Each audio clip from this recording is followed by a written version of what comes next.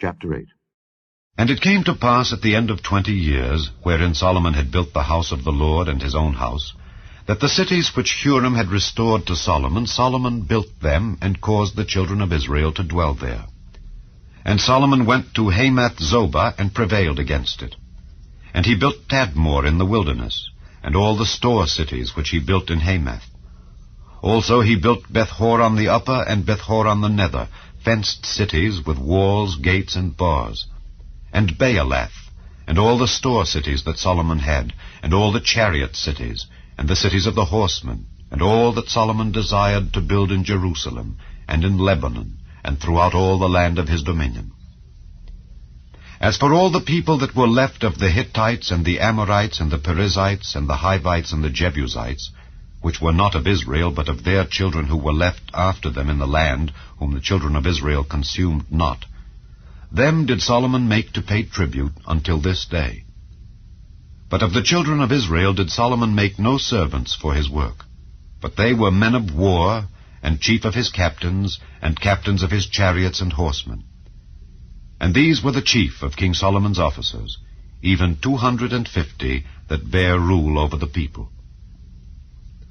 And Solomon brought up the daughter of Pharaoh out of the city of David unto the house that he had built for her. For he said, My wife shall not dwell in the house of David king of Israel, because the places are holy whereunto the ark of the Lord hath come.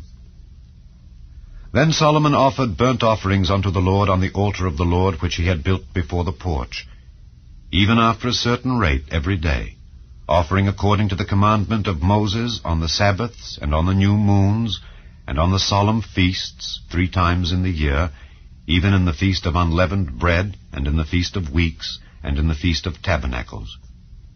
And he appointed, according to the order of David his father, the courses of the priests to their service, and the Levites to their charges, to praise and minister before the priests, as the duty of every day required.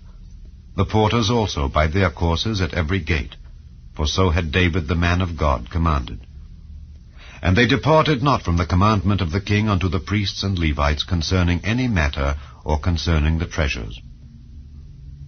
Now all the work of Solomon was prepared unto the day of the foundation of the house of the Lord, and until it was finished. So the house of the Lord was perfected. Then went Solomon to Ezion-Geber and to Eloth at the seaside in the land of Edom. And Huram sent him by the hands of his servants ships, and servants that had knowledge of the sea. And they went with the servants of Solomon to Ophir, and took thence 450 talents of gold, and brought them to King Solomon.